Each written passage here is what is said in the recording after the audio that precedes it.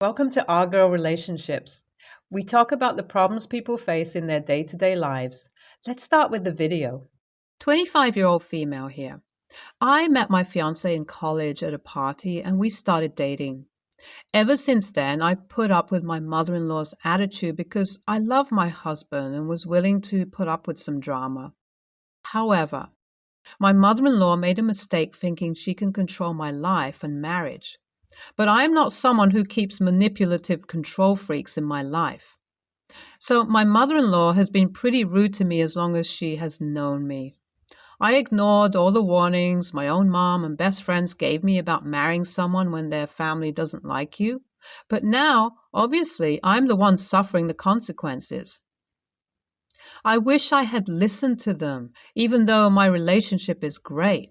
My mother-in-law emerges as the elephant in the room every time we have a discussion about our future. I'll go into some more details to let you guys know exactly what was going on. My fiancé broke up with his long-term girlfriend in college. They had been dating for 6 years and broke up because long distance was not working out for either of them. They gave it a shot and it didn't work out. It was an amicable breakup, and the girl is actually married now. She even has 2 adorable kids, so trust me when I say there's absolutely nothing between my husband and his ex. So my fiancé was fine with the breakup, and his ex was fine with the breakup. The only person who took it badly was his mother for some reason. My mother-in-law really liked that girl and wanted them to get married. I don't really know exactly why she was so insistent on who her son would marry, but one reason can be that the girl belongs to the same ethnicity as my husband and his family. Every time my fiancé went back home from college during holidays and stuff, she would ask him about that girl and if they were considering giving the relationship another chance or something. He said no, and she just didn't take it well.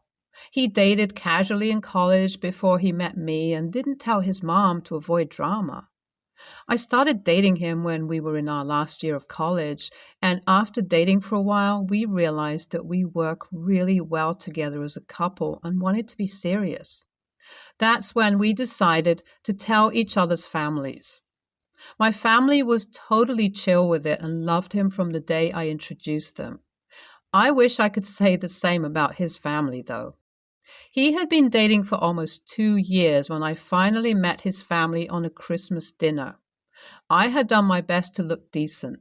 I wore a nice dress and had asked my husband a lot of questions about his culture so I could have good conversations with his family and not be an awkward outsider. I was so excited, but the evening was a total disaster. His mom was cold from the very beginning. I could literally feel her judging me from head to toe. I tried complimenting her, initiating conversations, and doing practically everything to be likable, but she just wouldn't warm up to me. It was such a bummer, and I didn't know what to do. At the end of the night, after we said goodbye and left, my fiancé could see how upset I was and told me not to worry about it, and that she'll probably warm up to me in some time. The rest of his family, my father-in-law and fiancé's 16-year-old little sister, are fine. They aren't super warm and welcoming, but they've always been more or less nice to me. I was hopeful that my mother-in-law would come around, but even after meeting more times, she was just as cold and distant, so I just gave up on her ever liking me.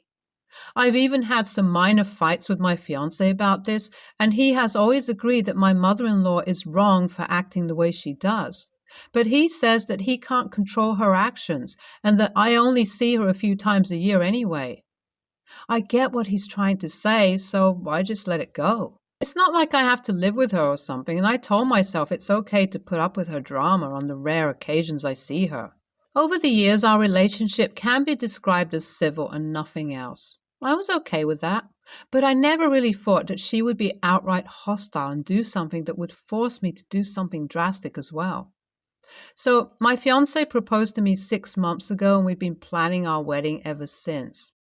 My bridesmaids and even my mom warned me and told me to be careful about marrying him when it was clear that my mother-in-law will never fully accept me into their family. But I didn't listen to them. I thought that it would be fine because it was not as if she was actively trying to hurt me or something. Word of advice to any future brides: have a definite conversation with your partner if you feel like you're being mistreated by his family. And always, always listen to your friends because they've got your best interest in mind. When my fiance told his mom that we're engaged, they actually had a minor fight. My husband got mad and told her that it's his life and she can't choose who he ends up with, and I thought that would be it. I was so wrong. My mother-in-law might have shut up back then, but she was building up a whole plan in her mind this whole time. So my wedding is the day after tomorrow, and she did something horrifying today. My husband is out running wedding errands, and I was in the apartment alone.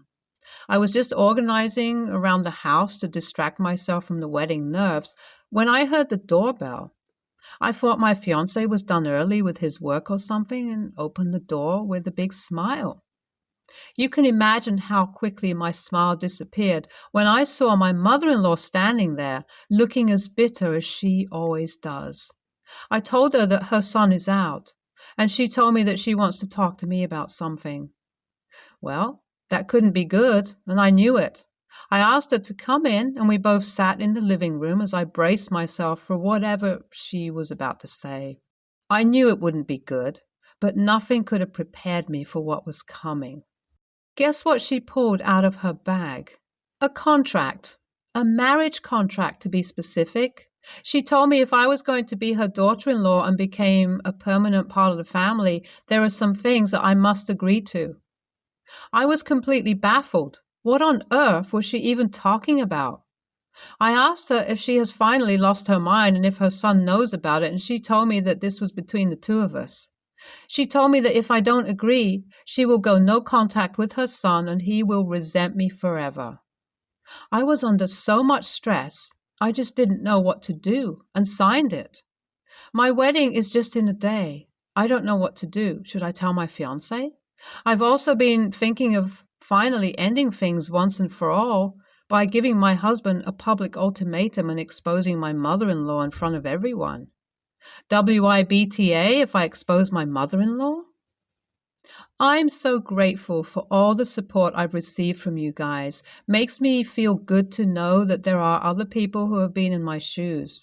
Some of you have told me to break up with my fiancé and end it all here, but I love him and I do want to give our relationship a chance. If things go bad, I'll be able to tell myself that I did my best at least. The rehearsal dinner is tonight. Wish me luck, guys. My husband chose me. I'm so incredibly happy. I know a lot of you have been waiting for this update, so I'll jump right into what happened. So for our rehearsal dinner, we had a mini projector at the venue.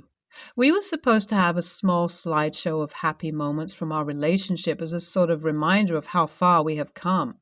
It was supposed to have pictures and videos to celebrate our relationship, but I decided to use it for my ultimatum. When all the guests were done eating, I decided to go for it. I stood up, asked everyone to stick around for a minute because having something important to say. No one knew what was going on. I started by saying how much I love my husband and want to spend my life with him. Then I got into the only thing that makes me question my love, and that's my mother-in-law. Every face looked horrified. I could see my mother-in-law turn red with anger. Before she could say anything, I told everyone that my mother-in-law had come to me yesterday with a contract that I had to sign. I started the slides and all the ridiculous conditions like spending every holiday at her place, naming the first female granddaughter after her, and quitting my job after 2 children were highlighted. My fiancé looked horrified. I turned to him and told him that I love him, but he needs to make a choice between me and his mother, because if this was how I was going to be treated, I would not marry him. He looked mortified. He told me that he'll talk about it in private after the guests leave.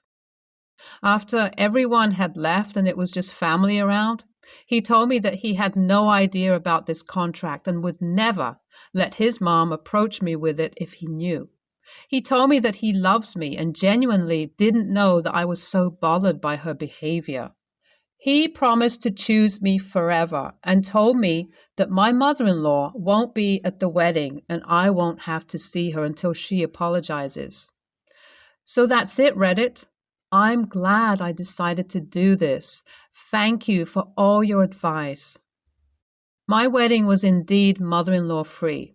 She caused a huge scene before the wedding, of course. Even on the day of the wedding, she called up my husband saying he's abandoning his own mother and a lot of other drama, but he didn't listen.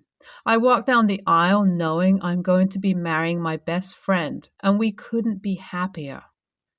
NTA, she absolutely deserves the public call-out. I think it's very creepy how obsessed she is with her son's relationships and dating life. It's not normal, and I'm glad you stood your ground, OP. I think ESH. Your mother-in-law is horrible, and I'm sorry you had to go through that, but I think humiliating her in front of all your guests was too much. You could have just shown the contract to your husband and let him make the decision. After my parents divorced and my father retired, he has been depressed and on a downward spiral for a while. One thing he does have is money, but that was not helping him. He tried meeting women and wasn't having much luck because, frankly, he wasn't looking in his own age range. He always wanted to have more kids. My mom only wanted 2, and now he wants more kids even at his age. Somehow or another, he met May. He won't tell me how, and I didn't hear about her until he had already asked her to marry him, without ever meeting in person. May is from a country in Southeast Asia where fraud, identity theft, trafficking, and crime of all kinds is rampant. I told my father under no circumstances was he to go to May's country, so he agreed to meet her for a vacation in a third country, known safe tourist destination. She could get a visa to. The meeting went well, so we agreed to have a family vacation in that same tourist destination where my sibling and I could meet May. May also brought who she said was her 13-year-old son. May is nice enough in the meeting, but told several lies about inconsequential things, which put me on guard. For example, May said she had been an exchange student in another Asian country where she went to learn that language. I also was an exchange student in that country to learn that language and began speaking it. May was silent. There were a few random things like that. Then there was her son. That person is not 13 years old. He's small, he's slight, especially compared to Westerners, but he is a grown man. He speaks in a falsetto, but I heard him on the phone when he thought he was alone. Yes, I did follow him, and he was not using the falsetto at all. I also followed May when May took a phone call and something very similar took place. There is a weird vibe between May and her son, and after I heard them speaking on the phone, it made a lot more sense. I honestly believe the two of them are in a relationship, and let's just say, I don't think May has the ability to give my father the babies he wants, as she is leading him to believe. May and her son both entered this country on passports with information that matches their claimed identities. But May's country is absolutely notorious for producing false documentation and identity theft. I told my sibling this, and they basically think I am the scum of the earth for saying or even thinking any of these things. They think I should butt out and leave my father to his happiness. I, on the other hand, think my father's happiness is a lie, and at best, May could take him for half his retirement savings, and at worst, my father could be convinced to go to a country where a lot worse could happen to him. NTA.